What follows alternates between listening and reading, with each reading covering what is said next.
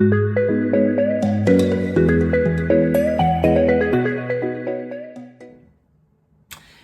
家好，我们开始个新话题喽。我们从现在开始呢，和大家聊一聊整个别墅当中的设备问题啊。别墅当中有设备啊，大家尤其新来的朋友搞不清啊，所以我们 house 里就有什么东西呀，有什么设备呀。最简单的问题，怎么取暖啊？暖炉啊，怎么夏天热了空调？那热水哪来的？热水炉，有没有新风系统啊？对吧？有没有开门啊？还有那个家庭保安系统啊？有没有这个我们以前提过啊，地下室有个井啊，有个上泵，那么是什么东西啊？还有介绍过远水器、净水器，还有电表、水表、煤气表三个代表啊，有这么些东西啊。我们这回串成串，很系统的来一下一下说，原来这一题那一题一句，反正不太完整。这回包括配电盘啊，刚才没有说配电盘，包括配电盘，我们这回很完整的、很系统的。大家如果把这几天的话题串在一起，就对整个房子当中这些我们认为是设备的东西就有所了解了啊。那么先说的是啥呢？暖炉啊，这些所有的当中最难弄的就是最头疼的就是这个暖炉啊。暖炉它也最贵啊，它也最贵。这个暖炉什么意思啊？取暖的这东西啊。你看冬天这么冷，一进屋里热气扑脸，那热气哪来的？暖炉啊，暖炉放在哪儿了？在地下室。这热气是不是空调？国内的朋友说，哎呀，我家有烧空调，冬暖夏凉。不对，这里空调可不能产生热气儿，这里空调得放在外边，只能夏天用，给你制造冷气、凉气。冬天屋里取暖的不靠空调啊，外边的空调不能取暖。这个我可以解释过很多遍了啊。那么我们取暖只能在屋里的地下室有一个专门的设备，它产生热气的，这个叫暖炉 furnace 啊，暖炉。那么这个暖炉啊，先说分类，有几类呢？我们最常见，在大多地区买都是我们按照它这个暖炉烧什么的啊？它烧天然气 gas 啊，天然气。咱这天然气都是打石油、抽石油副产品啊，从地下室弄上来，对一点臭氧就送到我们每一家，然后送到暖炉里了，一点火扑着了，着了之后这不产生热气了吗？燃烧能产生热吗？然后它是个大设备，这暖炉啊，它这里边燃烧之后了呢，它那个吹风啊，它事先那个管道，什么管道？它用那个白铁皮啊，白铁板、镀锌板在屋里头那个修个管道，从这个屋从地下室跑到1楼，跑到2楼，又跑到每个房间，然后用那些分小枝杈，一个房间弄个小口出口，每个房间都有出口。所以你看1楼、2楼啊，你往底下看，地下总有一个这个大约4寸宽4寸宽6寸长这么一个小孔啊，你手一摸哟，还出热气呢，这是热风出口。在地下室你就不能往地下看了，地下你得仰头看，你看看你的地下室的棚上也有出口，也吹热气的，这就暖风啊。那么这暖风是从那个机器里产生，通过管道输入，那管道我们国内叫钣金，这里边有个工种叫 sheet metal 啊。这会儿人乒乓弄那么管道外边缠嘛那个保温棉。原来保温棉不是用石棉嘛，不就有毒保温棉了吗？现在不用了啊，不用那种有毒保温棉了啊，用干净保温棉来缠上之后，这样就保温了，送到每个房间。那暖炉产生热气怎么能跑到每个房间？它跑不过去啊。尤其我在地下室，你送到2楼去，还有甚至3楼，那么远送不到，那怎么办呢？它在暖炉那个里边给你安个吹风机。我们吹头发的吹风机啊，原理是一样，长得不一样，原理是一样。它呜转，一转把风吹，把热风啊产生一个压力，把热风给吹，按照管道给吹到每个房间了。所以暖炉你听到有噪音，那噪音哪来的？就这个我们英文叫 blower 啊 ，blower， 吹风机，这吹风机的噪音啊，吹风机的声音。哎呀，这个暖炉啊老了，你也知道，我听出来了，你噪音大，其实就听出来这个吹风机的噪音大。吹风机的噪音大。这是暖炉工作原理啊。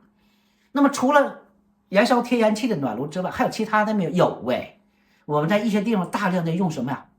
还有用油的。爱德华王之岛的朋友，我一说你们知道了吧？人家一月得500-600、600-700，一个月是不是？一个冬天得好几千块钱取暖费，是什么？烧油啊！因为他那时候没有煤气，没有煤气管线，炉子还大家都那种，然后呢，有些公司是统一配送油啊，那个油罐子在这个地下室啊，在这地下室，然后呢，这油燃烧才是热气吹到每个房间啊。这个油罐子是要命的，因为你油罐子好好的是没有问题的，可是谁能保证它不漏油啊？如果这个油因为它那个大油罐挺大呀，我有多大啊？哎，我这办公桌这么大有了啊！办公桌多大？想一想，能有多少啊？3尺宽，能有5尺长，3尺宽，然后能有4尺高，这么大个家伙里边灌满油，那可灌很多油啊，那太多油了。灌之后这个罐子，你想一想啊，它是有各种接缝接口，时间久了，它可能漏油啊。哗哗漏是不可能，它滴下去了我们不知道啊，它滴答就滴到地底下去了。标准做法是那底下呢，它是用水泥啊，那个油罐底必须铺水泥的，一叫承重，二也是为了保护脱氧。可是年久了，有些房子都上100年了，那都不知道啥形了，那油就渗到土壤里。哇，我们管它叫 brown land，brown 棕色。被油污染的土壤在加拿大是天大个事儿，你要清除掉它的多少钱啊？据说我的验房师经历过啊，据他说，他经历过地下室油罐漏油漏了 N 年，不知道，可能5年，可能50年了，不知道。总之，政府强迫这家，你得把地下室那个油你给我清理掉，土壤，25万加币，这个事儿可不小吧？这花费啊不小，25万加币。哎，还有什么？这是烧油的啊，原来还有烧电的这种暖炉，现在几乎大多地区我看不见了啊，小镇也没看见烧电。还有大多地区是烧天然气，小镇啊还真的有烧这个油的啊。那么另外一种呢，暖炉呢，你像我刚才这个以前说过那个 Port Perry 啊，那种小镇它没有煤气管线，那个 Port Perry 啊，四面环水，就一条路，人工修了一条路，它哪有煤气管线？没有。还有一些农村，那是5公里一个人家，10公里一个人家，他不可能跟你扯上煤气管线的，怎么办？它有另外一种能源叫 propane， 这个 propane 啊，我老查字典，查一遍忘一遍，查一遍叫什么乙炔还是丙炔还是乙烷还是丙烷，就是那个东西啊，一点就着。这东西就是我们barbecue，我们家里barbecue炉子烧那玩意儿，就那一样的东西。不过呢，我们在农村呢，就多伦多周边农村的那罐大啊，那罐可能有1尺半直径，4尺高，一家2罐啊，放在我看那太多，这种房看太多了。我们去看农场一定有这东西的啊。结果就放在他家这个侧院的或者是后院，到时候你也别管你家用多少，人家到时候就来。也往那一充，拿个表就知道跟人家充多少了，充多少账单就给你寄来了，你就付款就行，倒挺方便啊。你也不用叫他来，因为他不是你一家，那整个这大片全是那个东西啊，就那么几家来送啊，送完之后到你家自动充啊，你可能充10升，也可能跟人家充20升、50升，这一次不知道，完事人家给你账单，公平合理啊。哎，这是 propane 的啊 ，propane 的一种油罐的一种最常见，尤其我们大都市核心这一块。我们的暖炉都用天然气的啊，天然气。所以暖炉为什么先提这个？大家一个明白我们供暖是从哪里来的，那原理。暖炉到时候也得更新，这家伙最贵得6-7千块钱，是吧？如果赶上政府补助，能给你补助1000多块钱，你要花4-5千块钱啊，花4-5千块钱。你不是说有的都这个价钱啊，你那炉子大炉子小啊，它会根据你屋子里空间多大来配个炉，小炉子可能才3000多块钱。大炉子可能7000多，不一样啊。这个一个还品牌啊不一样，品牌不一样，还有各个家也不一样，小家收费低一点，大家人工费可能高一点啊。暖炉啊，那么除了暖炉之外，我们稍稍要懂得一点点，暖炉分高效炉、中效炉、低效炉，啥意思呢？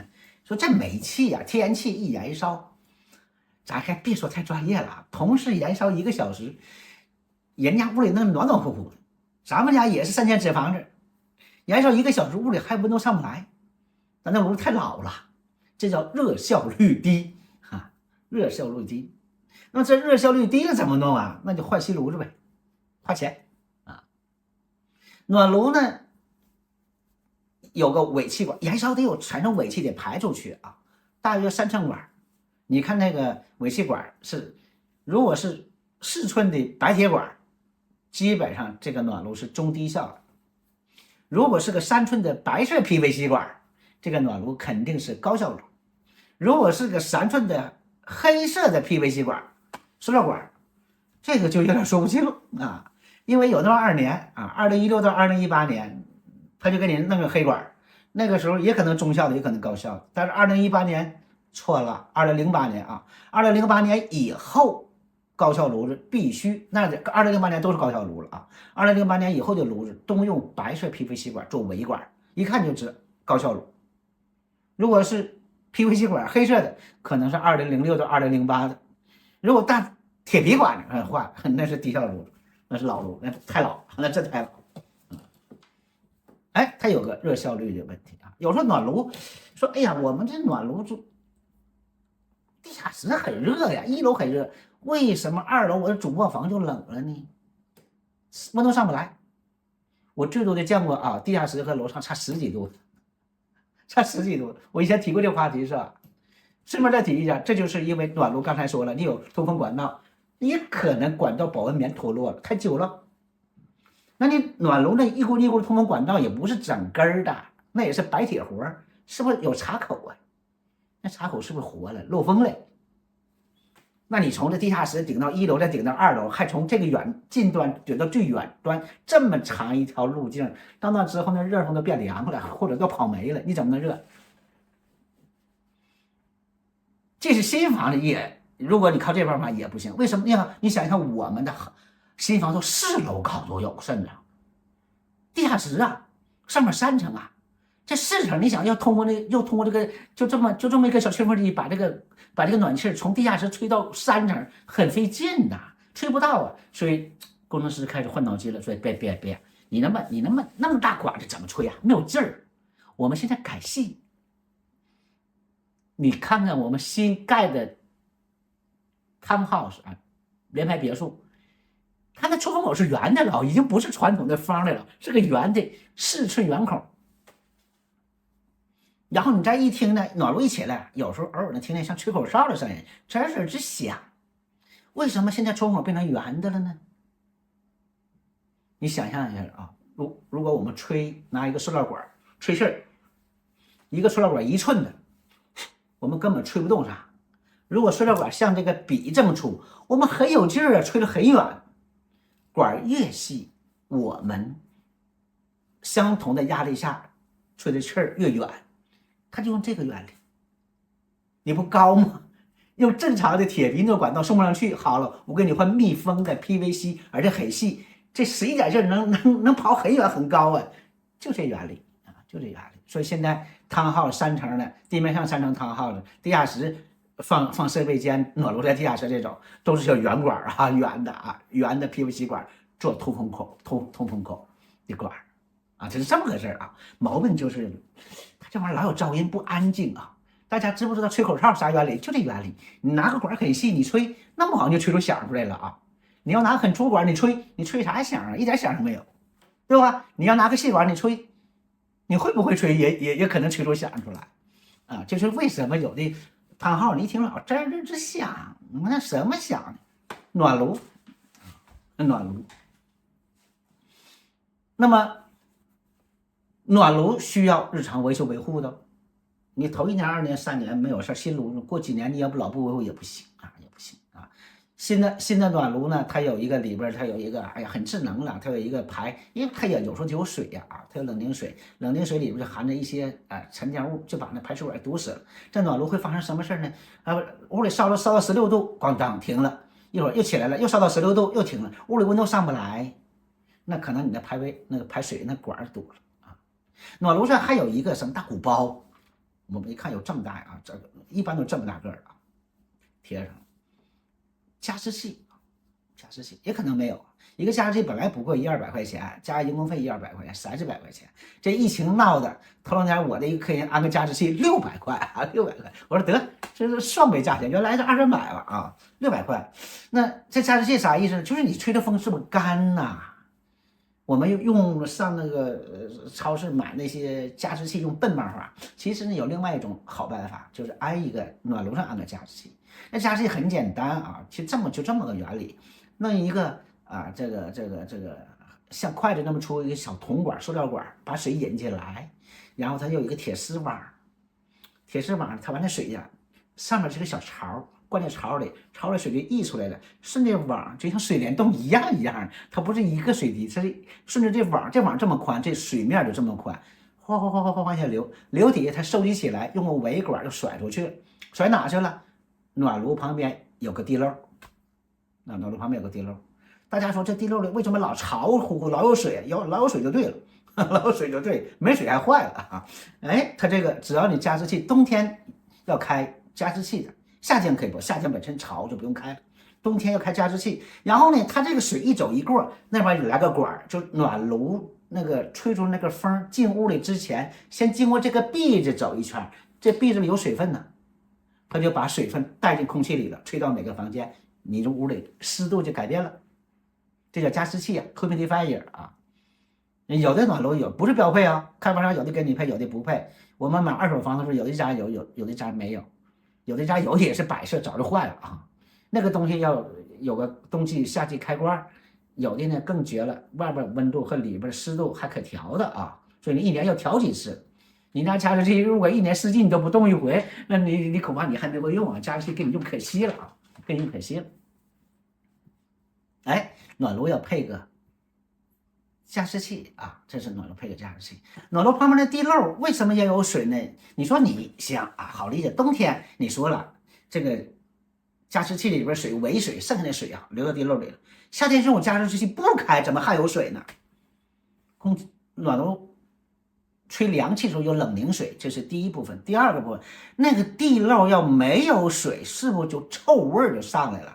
那是地漏底下是个反水弯啊，大家啊，是这么反水弯。啥叫反水弯？你看这图形啊，这地漏上点盖啊，它往底下走，它又回去了，然后再下来，这里边总存着一些水。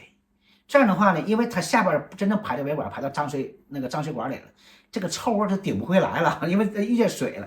和我们坐便是个原理啊，坐便不有反水弯吗？啊，那么这里的反水弯的水，如果这暖炉没有加湿器，也没有什么冷凝水的排的时候，它有时候水不够啊，怎么办？你会看到有一些家庭在暖炉旁边有水龙头，特意从水龙头接个小管怼到地漏里，那个水是一年365天24小时那么流，很少。它就是为了保持地漏的水变成流水，你要老不流还臭了。地漏里反水弯的水本身就臭，也不科学。没有那水，底下的臭味就顶上来了，也不科学啊。所以他说想个办法得了，这个笨办法，花点水费钱，没几个钱啊，这么水也便宜，365天这么流。所以呢，你看那个地下室那个地漏，那个盖总是锈迹斑斑，它老潮湿，它怎能不锈？你说这盖怎么这么锈呢？瞅这么潮湿，它就是潮湿的东西啊，它不可能不潮湿啊！这那里边总是有水的。哎，有的朋友说了，哎，这暖炉冬天是不是要给它关掉啊？冬天开，夏天关掉啊？是不是有开关控制的？不要管它，我们屋里有一个温空气啊，你想调多少度，你就不用动脑子想。尤其现在的啊，老式的还分有个开关，搬过来热，搬过来冷，搬中间关掉啊，这是老式的。新式的呢，这搬来左右都不用搬，你就调温度就行了。你说我屋里需要22度，夏天的时候22度，它就把冷空气空调给它咣启动了，冷空气进入你家屋里了。冬天的时候22度是指暖炉工作了，哎，这个22度根本不是你手工的推暖炉关暖炉啊，不要管这个。不要管这个。暖炉呢还有故事，冬天不住人了，暖炉怎么办？啊，你说我出去玩1周，冬天滑雪去了，那屋里怎么办？屋里至少保持15、6度啊，要不然冻了怎么办？我给你讲个故事啊，我帮人家卖房子，哥哥住在隔壁，弟弟在美国工作，弟弟要把房子卖了，哥哥来打理，我是个经纪挂了牌，屋里是不是没人了？没人之后了呢，人暖炉工作呀，他打到那开关给拨上去了，可是他每个暖炉都有个开关啊，开关。可这个建筑商他把开关放哪儿了呢？1楼到地下室不有个走廊吗？他就放在走廊的右手侧，一上一下开关，然后呢，这经济看完房都有一个习惯，我们职业习惯，看完房呢，放着开关，关，要关灯啊。我们看完房呢，我们去的时候灯开着呢，我们走时要把灯关了，然后我们在看房的时候灯要关了，我们自己开，这是职业习惯、职业要求啊，要给你关灯。那精力也不到啊，或者是顺手也关，那什么开关的，见开关就关，就把这暖炉开关给关了，屋里还没人。过几天我去在可以看房的时候，嚯家底下成水帘洞，1楼地下室，1楼棚都掉了，墙都掉了，2楼的卫生间水管子冻爆了。爆了之后，2楼的水淌到1楼，1楼地板、1楼和棚完了，到地下室都完了，6万块，这是10几年前的故事啊，6万块修复啊，所以冬天的时候，你这个也要开的哈，暖炉也要开的，并且要保证它永远开着，不要关掉了。要关掉的时候，赶上多伦多零下20几度的时候，那一个晚上弄不好，你家水管就爆了，那可就惨了。所以暖炉呢，可以不要管它，1年4季都不要开关，这事不用想，因为它有个母火早就着着了，没有多大事啊，那里浪不了几个钱，1年几块钱的事儿。暖炉里边有个小母火，就这么高，你要不给它关掉，它1年4季它在着着呢，无所谓啊，不是什么大事啊。所以暖炉不用管啊，它已经很智能化啊，很智能化，叫它自己开关去了，它爱咋弄，我们把屋里温度设置好就行，不要人为的开关。